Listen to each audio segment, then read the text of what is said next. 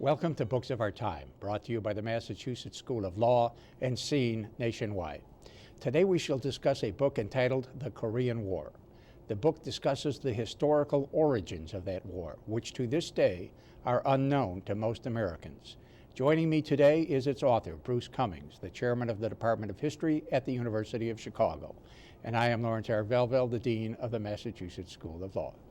Thank you for coming up, Bruce. Thank you for having me. Delighted. I wish to say that having heard you at lunch, I feel that a lot of the questions I intended to ask are not necessarily geared to some of the things you said. So I hope you will just use my questions not just as something to answer, but also as springboards to other things that you might wish to talk about. We have a pretty literate and educated faculty, and I think the number of things you were talking about that were unknown even to a pretty accomplished group illustrates the need or the desirability of saying them on television if you remember to say them. Now, I want to avoid misconceptions because I've read reviews and so forth, and to avoid misconceptions, why don't you tell us, briefly or at length, whichever you wish, with as much detail as you wish, what your conception, your view, all over the country before. When there were these guerrilla wars and so forth, or it got divided at the 38th parallel, and even afterwards, massacres were the order of the day of hundreds of people or thousands of people at a time. I think you mentioned digging pits. It's like you see the movies from Eastern Europe with the Germans lining the people up and shooting. Well, it's most of what I put into this book is based on research that I did 20 years ago or more, because I did a 2-volume study of the origins of the Korean War based on mainly American and North Korean archives. The North Korean archive came courtesy of Douglas MacArthur. Which, by the way, I should tell the audience, that 2-volume study is mentioned in all reviews, and it's regarded as, the font of most knowledge about the whole thing these days. But go ahead. Well, thanks very much for that. It taught me not to write long books because people don't read them. And so I say things in here that I said in those 2 books, and people treat it as revelation.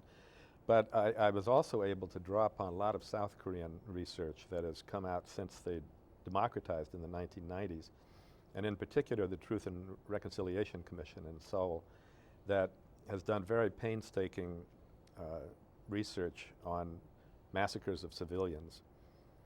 And the results are horrific. First of all, our side, the South Koreans, are running 6-1 ahead of the North Koreans in terms of killing civilians, whereas most Americans would think North Koreans just kill a civilian to look at him. The numbers are astonishing in toto. Somewhere between 100 and 200,000 were killed in the early months of the war in political violence. That adds up to about another 100,000 that were killed in political violence from 1945 to 1950. And so I mentioned in the book that they had been studying in Spain, scholars had been studying Franco's political massacres. And the figures in about 75% of the provinces or counties where they've been able to do this research come up to around 200,000. So we're talking Franco Spain or Korea? Franco Spain. Willoughby didn't write about that, I presume. No. Yeah. Korea's worse, in other words, and it happened often in full view of Americans. The worst incident that no review that I've seen has wanted to get into this, but I called it our Srebrenica because somewhere between as many as 7,000 political prisoners were murdered in a period of days. They were put into pits with our CIA people watching, our military people watching. The South Korean police did this, and then it was covered up, blamed on the communists. Even our official history of the war by Roy Appelman blames this entire Taejeon massacre. It's happened at the small city of Taejeon, blames it on the communists. And then the Joint Chiefs of Staff classify the photographs of it because the photographs make it clear who's doing it. And they don't let the photographs out till 1999 when a Korean finally got them declassified. So in other words, they knew what our South Korean army and police were doing. But how can you take a massacre of 7,000 people, turn around and blame it on the communists rather than stopping it when it was going on? And then the Pentagon did a video, a little movie called Crime of Korea. That's where you see the best shots of the pits that go on for like a football field.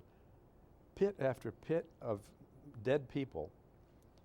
And then Humphrey Bogart is in a voiceover saying, someday the communists will pay for this. Someday we'll get the full totals, and believe me, we'll get the exact accurate totals of the people murdered here. And we will make these war criminals pay. And everywhere lay the murdered dead.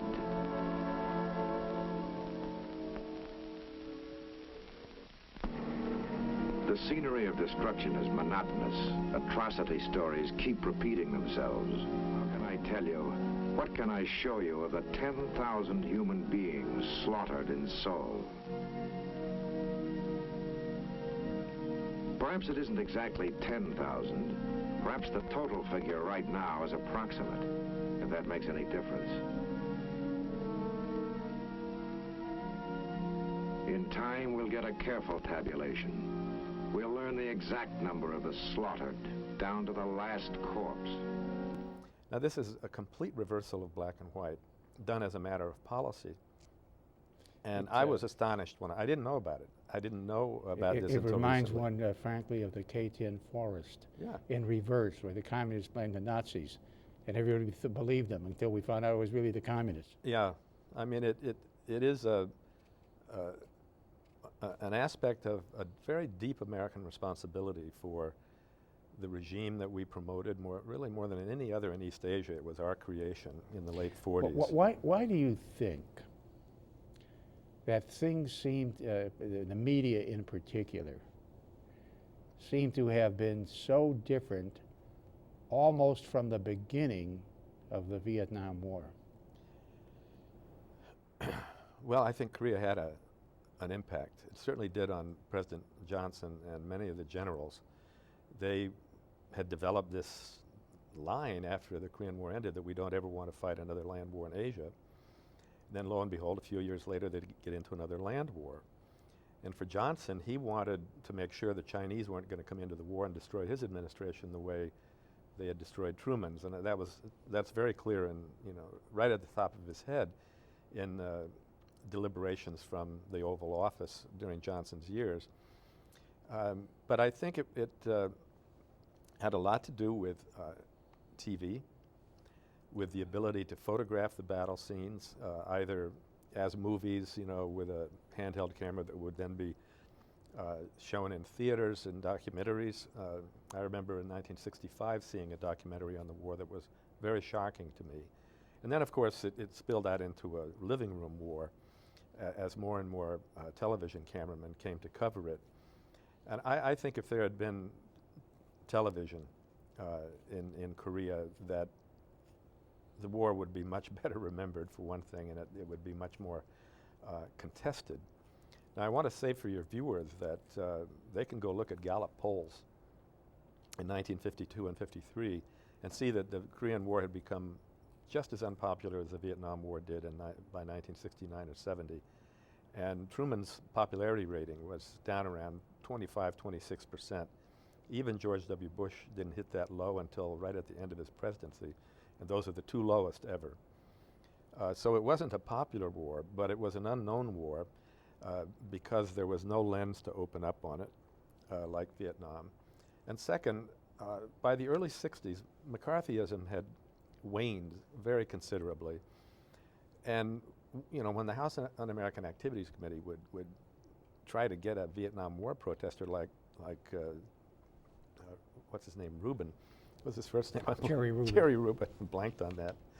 I get Jerry Rubin up to testify. He comes in a Revolutionary War uniform, generally makes a bedlam and a big joke out of the whole thing.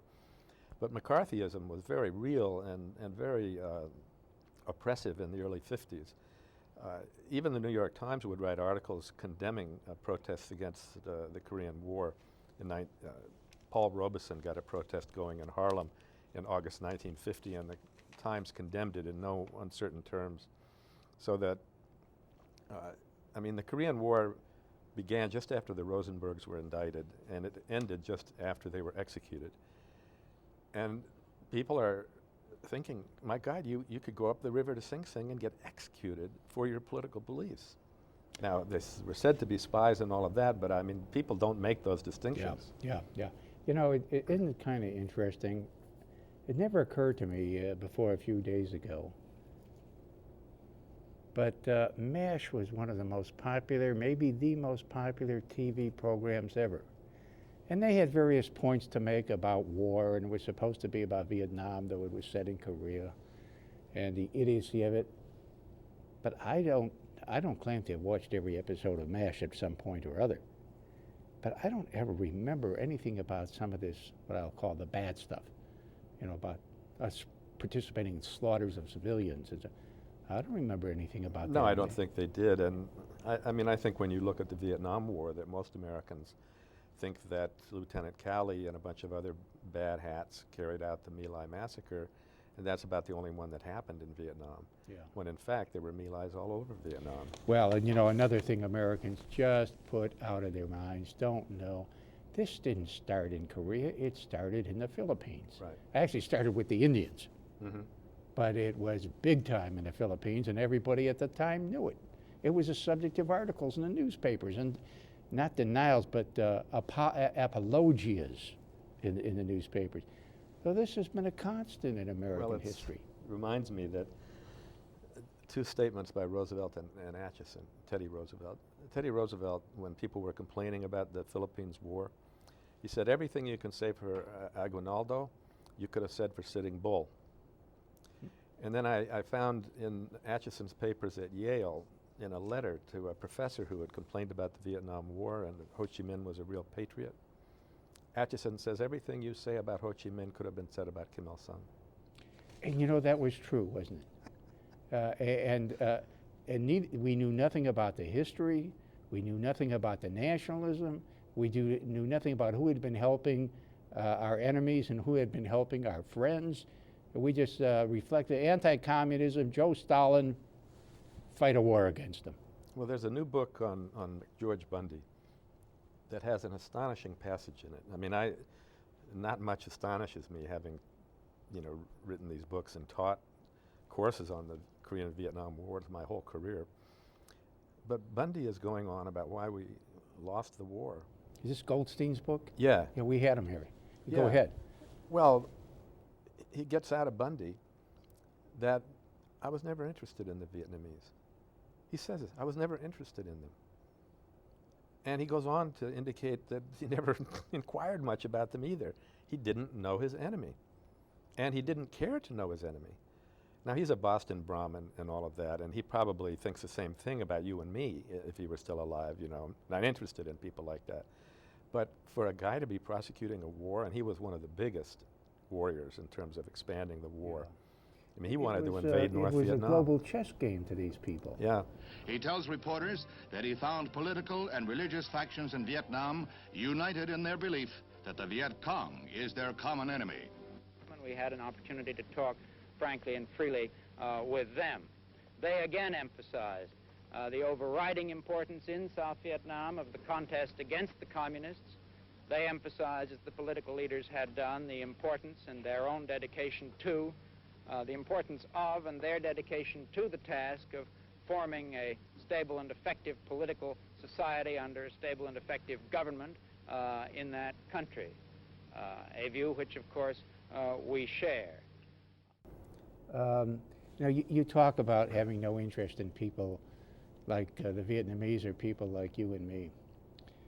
And you have said at lunch, and I think you might have once mentioned here, that the CIA has its ideas, and when you come, they ask you to talk, or you're at conferences and you interrelate with them, they say, Cumings again, and they turn around and, you know, Bacevich, who's been here 3 times, Andrew Bacevich, he's written a book, which I've read, and I'm in the middle of rereading it to write about it, called Washington Rules.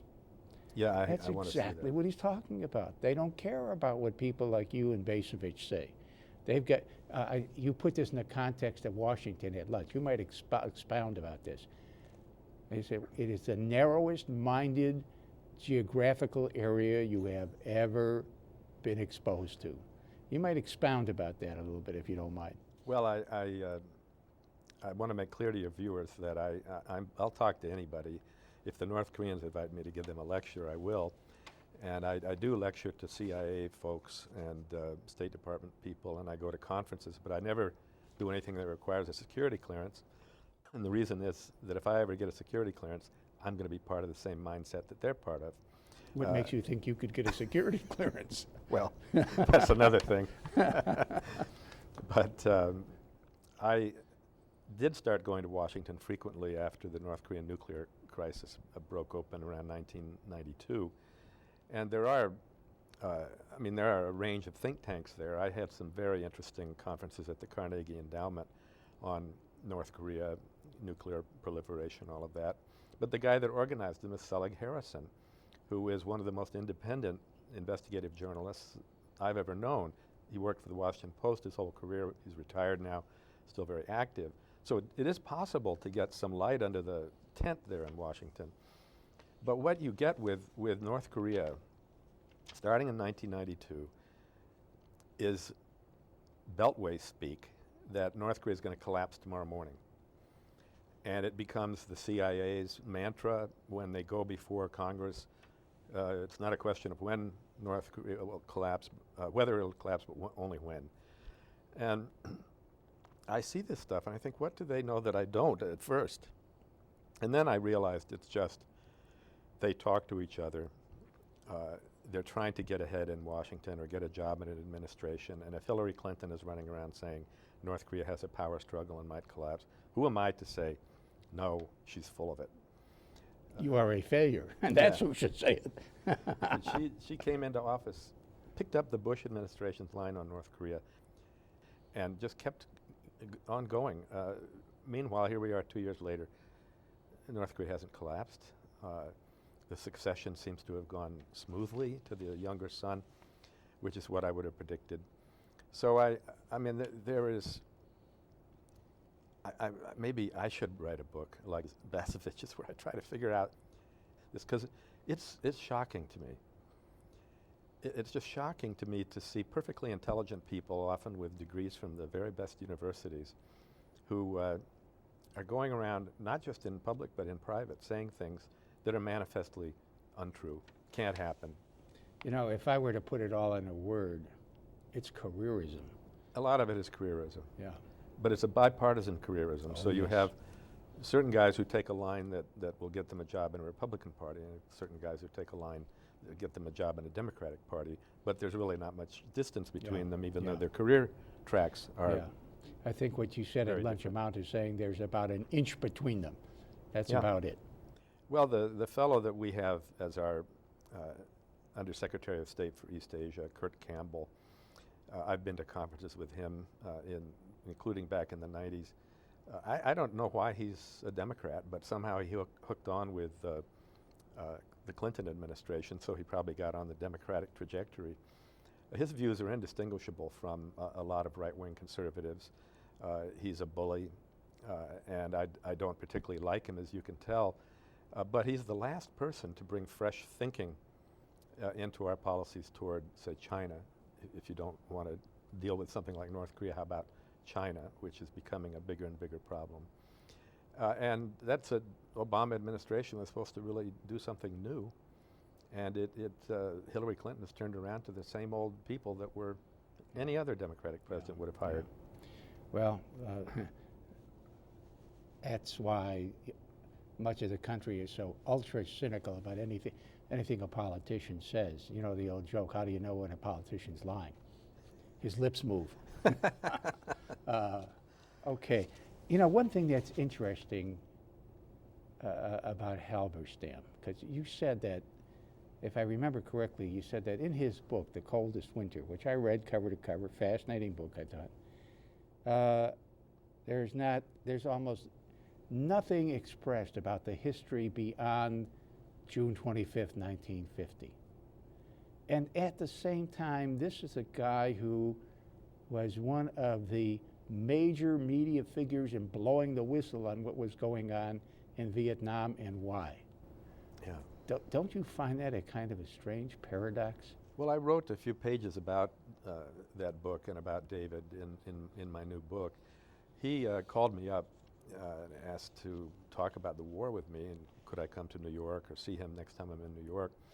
I was amazed that when I called him back, you know, he's listed in the Manhattan phone book, and he picks up, which I always liked David a lot. I thought he had a terrific career going back and forth between, you know, serious political subjects and sports, and was terribly sad when he died going to interview Y.A. Tittle. But I could tell after an hour or so that we didn't see eye to eye about the Korean War, and that what the Korean War meant for David was that he had lived through it as a young man, probably a teenager or college student, and it was something he wanted to avoid. It was something that contrasted with the halcyon 50s when so many other things were going right, and that he hadn't paid a lot of attention to it. But one thing was going to happen in his book. Truman and Atchison were going to be the heroes no matter what any historian says. From Washington, General of the Armies Eisenhower sets out on a mission unprecedented in history to organize and command an international army to defend Western Europe against communist aggression. Mr. President, I devoutly pray that the mission on which I am leaving this morning will result in nothing but peace, security, and tranquility for our various nations. Secretaries Marshall and Atchison are present as he leaves to visit each of the 12 nations which, through a treaty called the Atlantic Pact, have banded together for mutual defense. For David, I mean, he's got Douglas MacArthur sending us into North Korea, even though we have about 3 books now that show that wasn't true, that it was Truman and Atchison in Washington who made that basic decision. To go to the yellow. Yeah, to march in, try and knock over the North Korean regime. It's part of the rollback communism right, idea. Exactly. And this is slightly off the point of Halberstam, and this is another point that's not widely known. Right. Yeah, people think it was MacArthur off on a frolic and detour. And essentially, that's what Halberstam says. He actually allows Atchison to be quoted saying, we sat in the rooms just like little babies while he just took the war and did what he wanted with it. Oh, and that's a complete, I mean... Yeah, he says that everybody in Washington was in such fear of the august god, Douglas MacArthur, that nobody dared to say a word against his moving north. Yeah, so, I mean, I think that both his book and Philip Roth's novel that I also discuss, it's not set in the Korean War, but he's going to college and gets kicked out of the college and then gets sent to Korea and dies there. That novel, I'm blanking on the name of it, but something like Interrogation or something like that. He has a similar attitude toward the Korean War, that it was something he didn't really understand. It kind of blindsided him when he got sent there. It blindsided the 50s. It blindsided his generation. But you know, 10 years later, a guy like David Halberstam was trying to cut his spurs at the New York Times and thinking that there was, you know, some problem with what he was hearing in South Vietnam, and he becomes a big critic of the war and does excellent work. But in his book on the Korean War, I mean, I gave him both of my big tomes and a list of other good books on the war. He doesn't mention them. He doesn't mention the bombing of the North. He mentions the 3-year U.S. occupation of South Korea in one sentence without giving it any significance, and mentions a total of 2 South Koreans in a 700-page book, Syngman Rhee and this old general, Paik Sun-yup, who everybody, all the Western journalists are taken to Paik Sun-yup so he can tell them how things really happened. Now, to bring this back to our earlier discussion, Paik Sun-yup was born in Pyongyang. He was about 10 years younger, 8 years younger than Kim Il-sung. He was a lieutenant in the Japanese army. He fled to the south with his brother, and they both became central people in the command of the South Korean army when the war broke out. So Kim Il-sung grew up just outside of Pyongyang. Here's two other guys, took opposite sides during the colonial period, and they're facing each other off on the 38th parallel on June 25th, 1950. So it's astonishing that anybody in Washington that knew anything about Korea could have been surprised by this war. Stay with us. We'll be right back.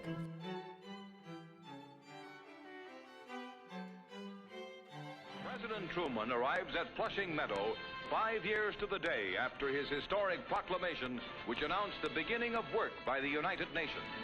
Mr. Truman dramatically calls on the World Assembly of Nations to bring about real disarmament through control of atomic and all other weapons.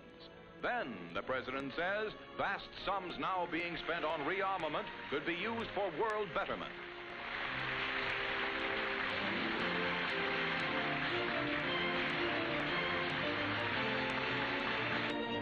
In the reception that follows, the president greets the delegates of the 60 United Nations. Among them are Russia's Andrei Vyshinsky and Soviet Security Council delegate Yakub Malik. America's Warren Austin and Eleanor Roosevelt. The UN anniversary is hailed around the world. Massachusetts School of Law. Legal education that is practical, accessible, affordable, and enjoyable. Offering flexible day and evening classes, full or part-time studies, where candidates are assessed not on the LSAT, but their academic and other accomplishments, providing more professional skills training than any other law school in New England. Massachusetts School of Law. Visit us at mslaw.edu, training students to become successful lawyers and advocates, not just legal scholars.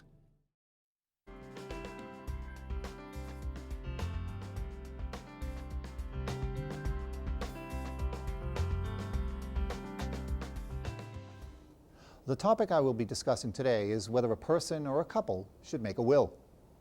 The short answer is yes. Before I discuss specific situations, let me state a few things in the hope of clearing up some misconceptions. First, the law of wills is state-specific. That is, each state has its own set of laws governing who can make a will and the formalities one must comply with in order to make a valid will, one that a court will enforce. Second, generally, a person who wants to make a will needs to be 18 years old and of sound mind, which means that the person has to know that they are making a will, that they know the nature and extent of the assets they own, and that they know the natural objects of their bounty. In other words, you have to know what you are doing and why. A written and signed document is required in almost all but a few special cases, and most states require that two other people also sign the will as witnesses. Some states do not require witnesses, as long as the document is signed by the person making the will, known as the testator, and the material portions of the will are in the testator's handwriting. The main reason to make a will is to make sure that, upon your death, your property goes to those persons you want your property to go to. A will can accomplish that objective and do so in a legally accepted manner. If you do not have a will, then you die intestate, and the law of the state you live in will step in and make the decision for you about how your property will be distributed and to whom. Again, each state has its own rules, and each person's family situation is different. In another presentation, I discussed the general rules of intestacy, so I will leave that issue for now. There are other reasons to make a will, and they are as varied as each family's dynamics. Providing for children, especially minor children, providing for partners, providing for aged parents, minimizing taxes, selecting fiduciaries to handle your affairs, selecting guardians to raise your minor children, and making sure that there is an orderly process to reach your distribution goals are but a few of the many other reasons. Let me give you three typical scenarios. First, a young, unmarried person, just starting out in his or her career. Second, a recently divorced parent of two young children. And finally, an older couple with grown children who have started their own families. First, the young unmarried person. Just starting out in your career, you might feel that you do not have enough assets to bother with making a will. That may be true, but even if it is, things could change quickly. You could inherit money from a parent or a grandparent. You could get injured and receive money either in a lawsuit or as a settlement. Regardless, you have your own ideas about how your property, whatever the value, should be distributed upon your death. Everything to your partner, if you have one, some to your parents, some to your brothers or sisters, or a favorite niece or nephew. How about to a favorite charity? And if you have pets, who will take over their care? Without a will, your preferred beneficiaries may or may not receive your property when you die. And with a will, you choose an executor or executrix, someone you trust, to make sure your testamentary plan is carried out. Let's consider another example. The recently divorced parent of 2 young children. In this situation, your primary goal will probably be ensuring that your children are taken care of if you pass away. For you, there are 2 major concerns. First, who will be the guardian of your children? That is, who would you want to raise your children if you pass away? And your ex-spouse has either passed away, is unfit to raise the children, or simply does not desire to do so. An elderly parent? A sister in a faraway state? A successful sibling who has married and has children of his own or her own? In a will, you choose who will be the guardian of your children. While your choice is not absolutely binding on the probate court, it will be given great deference. And it would be a good idea to select an alternate guardian in case your first choice of guardian is unable to take on the role of guardian. Second, how will your property be distributed? This situation also requires careful thought and planning, and may involve providing money to the guardian to help pay for the cost of raising your children, and even setting up trusts for things like their college education. And finally, the older couple with grown children who have children of their own. Will there be enough money to ensure that the surviving spouse can live comfortably? What happens to the estate when the second spouse dies? To whom should the property go? The wealthy and successful daughter? The son struggling to raise a family with his spouse? Siblings in need of financial support? Or specific grandchildren? What about grandchildren yet to be born? And what about planning for Medicaid eligibility and long-term care? Finally, what about estate taxes for those fortunate to have had financial success? The list of issues to be addressed goes on and on. Whatever your current situation, it is probably a very good idea to consider making a will. At a minimum, making a will gives you some peace of mind, knowing that if anything should happen to you, your wishes upon your death will be honored.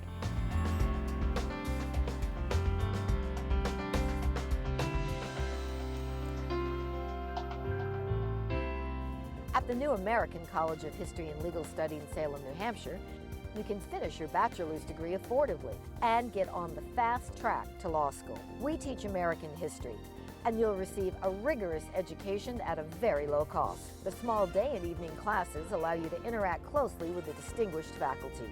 At the American College of History and Legal Studies, professors don't lecture. Through the discussion method of teaching, you'll be engaged in the issues raised in class. You'll learn to be a critical thinker, a better writer, and a polished public speaker. And you'll be able to compete with anybody in today's competitive marketplace. You can also get on the fast track to law school. Qualified students gain early admission into the Massachusetts School of Law.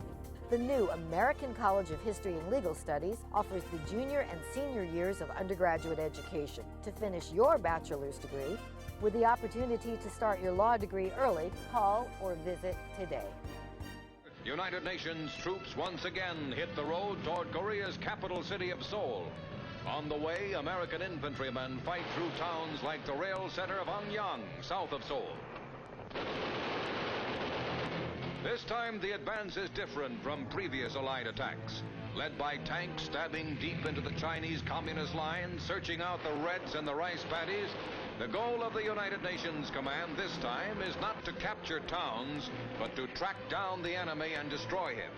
If this war of maneuver gains ground, so much the better. And gain ground we do. UN units hurling back Chinese counterattacks reach the blasted bridges along the vital Han River across from Seoul. For the 4th time since the war's start, the city of Seoul comes under attack. The offensive is backed up from bases in Japan, where flying boxcars of the Combat Cargo Command take to the air to drop supplies just as though they were coming off a factory assembly line.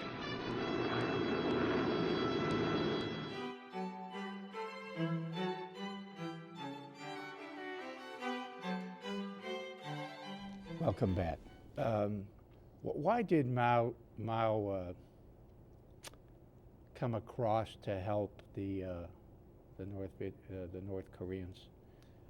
Well, I think it's true that he was defending his own border, and the industries. The Japanese had also put a lot of industries into Manchuria, but China didn't have much industry, sort of an imperial fringe, in Shanghai along the coast that the British and others had built factories. And there was a distinct possibility that the U.S. would bomb those factories, that the U.S.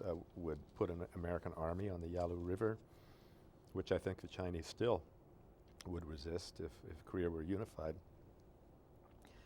But I developed a lot of evidence, mainly in Chinese and Korean sources, that it was also a matter of reciprocity for what the Koreans had done for them, and that for a new revolutionary regime to let the North Koreans hang out to dry when many of his officers had fought with Kim Il-sung and the other guys in the North Korean military would be most unfortunate.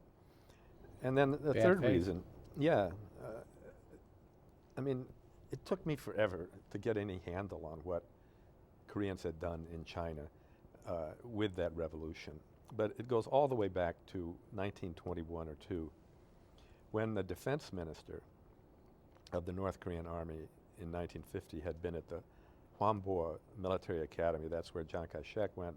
Many of Mao's allies. It's the most famous military training facility, all the way back to the early 20s. There were Koreans on the Long March, including one of the biggest generals in the North Korean army in 1950. May I ask you a question? Why? Because, I mean, it's partly that when Westerners look at East Asia, they think, well, I better learn something about China, I better learn something about Japan, but I don't really need to learn much about Korea. I mean, I'm joking a little bit, but I've seen that many times. It's also the schisms that came into the post-war communist world, where the Chinese felt the Koreans didn't give them enough credit, Koreans felt the Chinese didn't give them enough credit, things like that, so that these stories get distorted. But why did so many Koreans fight with Mao? In the Long March and in the fighting Chiang Kai-shek and all that? I think that Japanese colonialism was so oppressive to young men in particular. There's a great book called Song of Arirang. Arirang is a famous Korean song written by Kim San, who was a Korean revolutionary who died in the late 30s. Edgar Snow's wife took his biography. But he said, and he said specifically about Syngman Rhee in 1919, he went to Versailles to try and get the powers to give Korea independence. And this Kim San says, how can Syngman Rhee think that because he can speak English, he's going to go to Versailles and somehow those great powers are going to force Japan to give up Korea? It's just naivete, on unbelievable scale. That says words to that effect. But then he says why he joins the Chinese Revolution is because somebody's finally fighting the Japanese. Because, I mean, the borders between Korea and China almost didn't exist.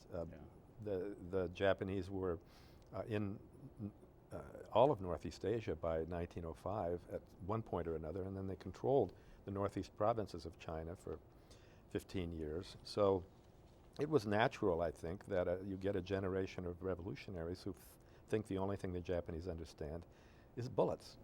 Well, now we've got about 15 minutes left, and I'd like to discuss perhaps 3 or 4 major topics. Number one, we've discussed the Japanese here a lot, and I think you feel that, I don't think I've ever heard anybody take a different position, that the Japanese and the North Koreans have never reconciled.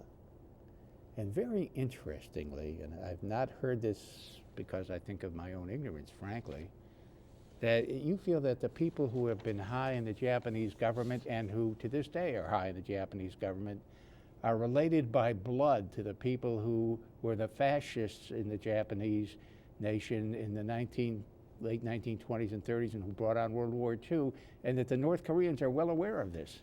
I don't think there's any question of that. One of the people who was in Manchuria, Kishi Nobusuke, who became post-war prime minister in Japan, great favorite of Americans, even though he was really a right-winger. Kishi was running the munitions operation in Manchuria in the mid-1930s as a young man. I go into these various lineages in my book, but two of the most recent prime ministers are direct descendants of people that go back to that period. But the other thing, I mean, two things. Japan has the most hereditary democratic parliamentary system on the face of the earth. They have kept districts where the son, the grandson, and the great-grandson are going to hold that seat in the Diet or the parliament. That's more true of the Liberal Democratic Party, which is temporarily out of power, but was in power through most of the post-war period. They have very deep roots in the countryside. They have very deep hereditary roots. It's not to say it isn't a democracy, but it would be like taking the Kennedys and several of our, Rockefellers and other families like the that, Kennedys, and just plastering them all over the country. And then the other thing is Koreans were always known, 150 years ago, they were known for keeping genealogies. And that had to do with, if you had an aristocrat in the last 4 generations of your genealogy, of your family history, you could sit for the civil service exams, which was a way to get upward and onward. And if you didn't, you couldn't. So hereditary systems were very strong in Korea, including slavery. But if you could trace, your family back to some distinguished person, you could do much better in Korean society. So Koreans it's just widely known, they're great students of genealogy. Most families have extensive family trees. And so the first thing the North Koreans do, since they think the Japanese are unreconstructed, and every whipstitch, some LDP politician shows that they're unreconstructed by saying, we really developed Korea, we didn't hurt Korea. Stuff happens all the time. Yeah. They'll look at the guy's genealogy. There have been some famous episodes recently that indicate this, although we Americans don't know the background that you've just presented. The claim, there was no such thing as comfort women. And That's they right. want when the Chinese government says to them, you really should apologize for thus and such, like the rape of Nanking. Oh no, we had nothing to do with that. Well, I think it's a very serious problem because there are wonderful Japanese historians that have pointed all this stuff out. That 300,000 people died at Nanjing, and comfort women were 150,000, so on. They're very good historians, people that I consider very good friends, who have total contempt for their own government. But the politicians are constantly saying things that seem to be purposely designed to put salt into the wounds. And what amazed me, though, is the head of the Air Force in Japan a year and a half ago got up and he gave a speech where basically he said, Japan's been right in every international conflict it's gotten themselves into since 1895 when they scuttered the Chinese, and blamed World War II and Pearl Harbor on Roosevelt listening to too many communists. I mean, it was just a wacky thing, but in the middle of it, he says there was a great Korean officer named Kim So-gwan. Oh, he killed so many Chinese, he was terrific, we really liked him. Well, that was the guy in the 1930s who headed the unit to track down and kill Kim Il-sung.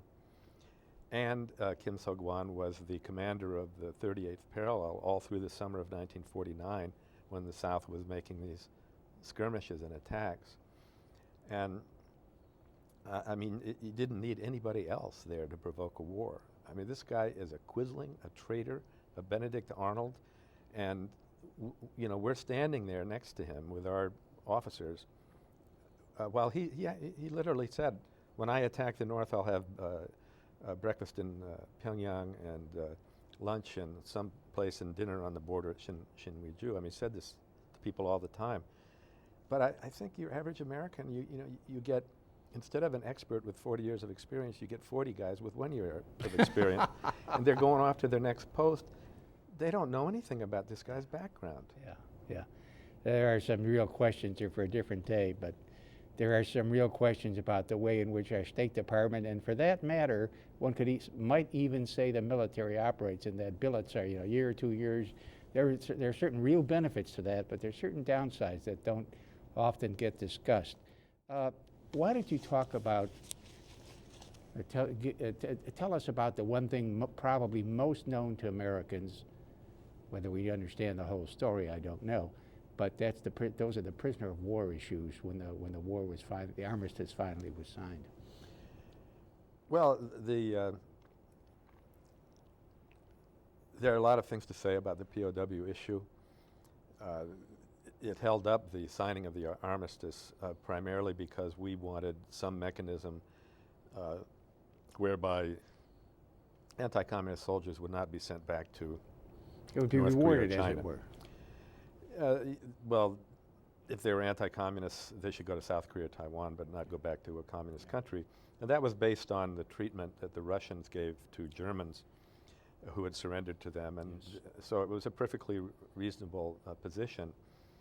But it ignored what was going on in the POW camps, which was a virtual political war, sometimes open warfare, where the communists on the North Korean side would get everybody together and organize their camp and then fight with the anti-communists on the South Korean side, except the North Koreans are much better organized. South Koreans tended to have youth group leaders. The South Koreans were the anti-communist POWs. They were the ones who wouldn't join with the communists, even though they had been communists. Or they had been in the North Korean been army. captured in the North Korean army or as guerrillas. Yeah, okay. Or they got into the camps and figured the U.S. was going to win this war sooner or later, and they would go to South Korea. And there was a lot of anti-communist indoctrination among those North and South Koreans. A lot of South Koreans were captured fighting on the North Korean side. Okay. And so Syngman Rhee also, in addition to these fights that were going on, he decided to sabotage the armistice a couple of months before it was signed by letting 25,000 prisoners go free.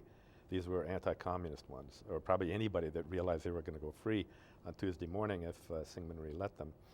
And that infuriated the American command, which was running everything.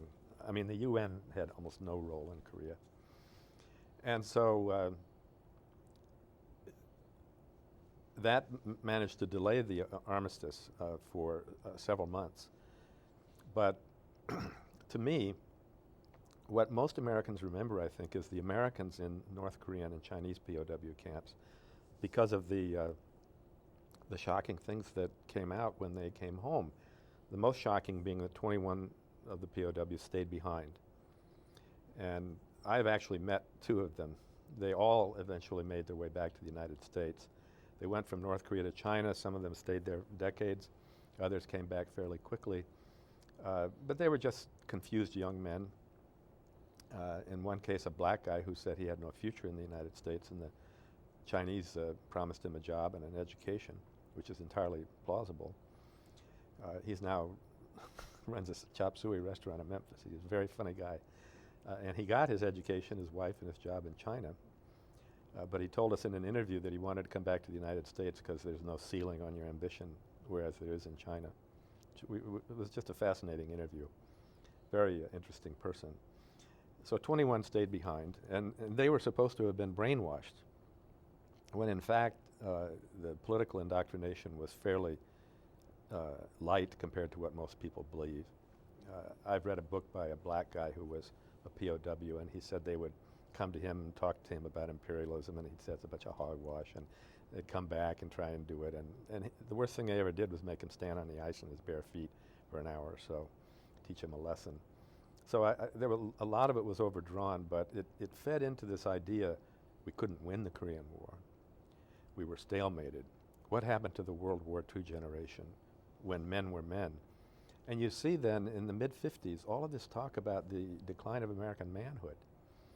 And Rebel Without a Cause, James Dean's most well-known movie, you know, his father's going around in an apron.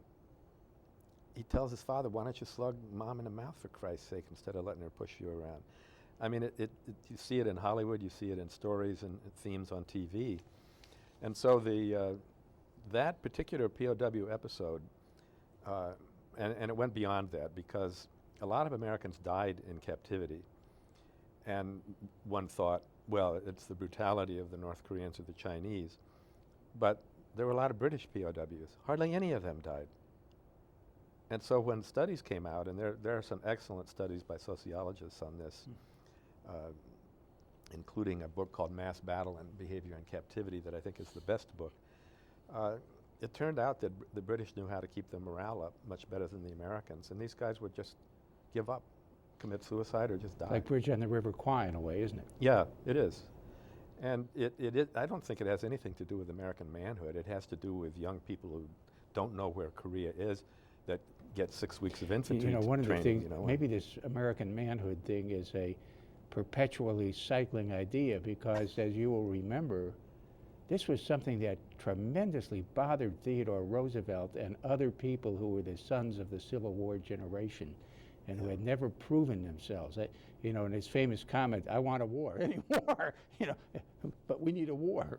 Right. Yeah, yeah. Actually, one of the fascinating things about Korea is how well officered the American military was. Almost all the officers who fought in World War II fought in Korea. Yeah. Ridgway, MacArthur, Clark. Yeah. You can't hardly name anybody who didn't fight there, and that made losing that war or not winning it all the harder to take. A couple of last questions that seem to be related, I think.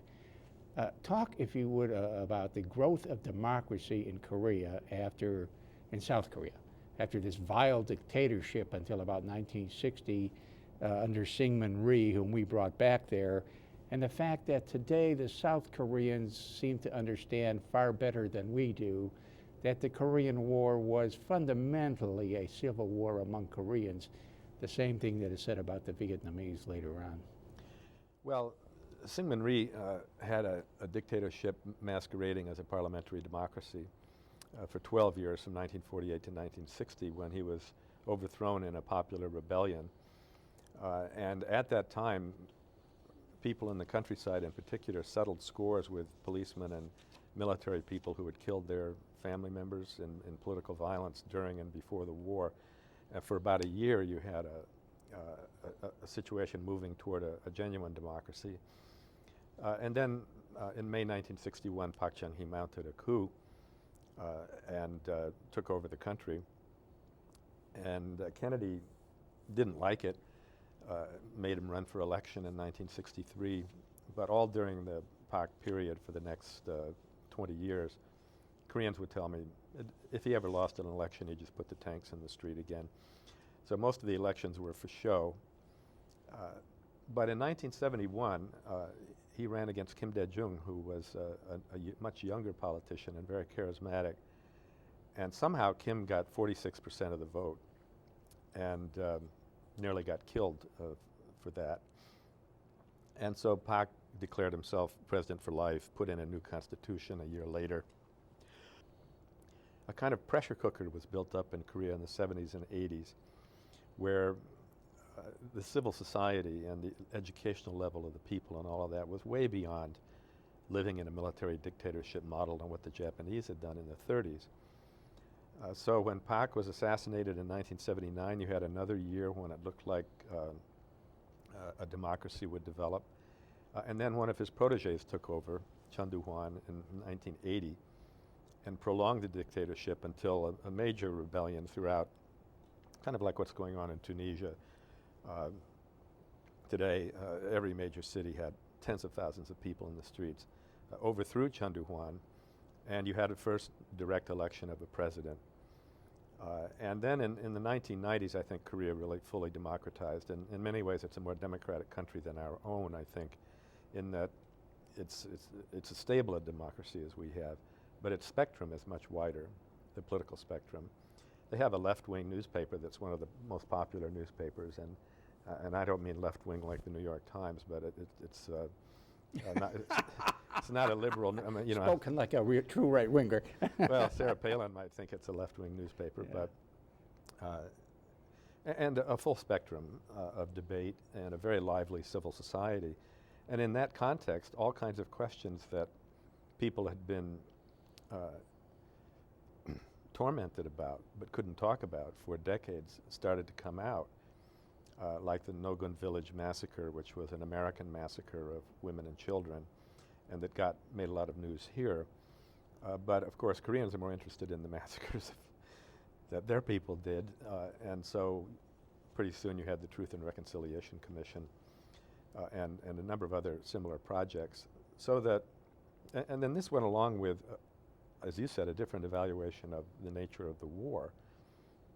For a young person in 1990 to hear that Kim Il-sung was actually a guerrilla fighting the Japanese rather than a stooge of the Russians, which is what had always been put out, and that the top officers in the South Korean army were all, at the time of the war, were all people who served in the Japanese army in World War II. This is like somebody telling us, I don't know what, I mean, that John Kennedy was a secret communist or something like that, that it's just had a shattering effect on young people in particular. And so the whole post-war consensus that the conservatives had tried to curdle up over the decades collapsed. And they'd like to put it back together again, but they can't. They're too old. Anybody who fought in the Korean War now is going to be about 80. And so to me, as an historian, it's one of the best examples of what democracy can do for you.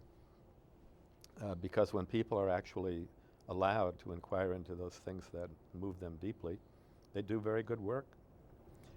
Well, I must be a real Democrat, because for the last 10 years I have come to think that Robert Taft was a great man. And you know, back in the 1950s, people thought he was the incarnation of right-wing ogerism. He was so right about what was happening in the executive branch of the United States government. Well, I grew up among a bunch of Ohio cousins who thought Robert Taft walked on water. And I still remember one of my cousins pounding his fist into the sand. My parents owned a cottage with a bunch of other cousins, had their own cottages coming down from a 19th century farm that my great-grandfather owned. I went there every summer for 21 years. And I remember one of my cousins pounding his fist into the sand, listening to the radio, so angry. And I said to my father, "What's wrong?" And he says, "Eisenhower's getting the nomination, not Taft." Well, you know, Taft, maybe he was sort of right-wingish on domestic policies, but boy, when it came to foreign affairs and the ability of the executive to do whatever it wants, and Congress being a mere cipher, oh my God, was he right on. Took a lot of years to realize. He was, my cousins were at that time mostly small businessmen or salesmen for some Buick dealer or whatever. And he was a champion of small business, of low taxes, but he was principled. Low military budgets too. And I wrote about him not in this book, but in another book of mine that came out a year or so ago, where he says what Truman is embarking on with this military budget and these bases is just a disaster. Sooner or later, it's going to get us into wars, and it's going to bankrupt us. And it's been doing that now for 60 years. Yeah. Yeah. And now, and we really have to wrap this up, but I will add that now there is talk in Congress and elsewhere that what is happening on the international front militarily does threaten the country with bankruptcy. You're exactly right. I mean, you see it coming slowly in the morning paper. More and more congressmen, more and more pundits talking about it. And conservatives. That's the thing that interests me so much. Yeah. Conservatives who are hard line when it comes to the military and when it comes to our role in the world, and they're saying it's going to bankrupt us. Well, I very much have grown to like Secretary of Defense Gates because he's the first Secretary of Defense since Eisenhower left, the presidency, to talk about reducing the military budget in serious ways. Yeah. Well, sir, thank you. Thank you very much. It's been a good discussion. Boy, I think that you were terrific. So thank you very much. Thank you. Thanks for the good questions. And you're welcome. And to the audience, be with us again next time for the next issue of the next episode, installment, I guess that would be the best word, of Books of Our Time. Thank you.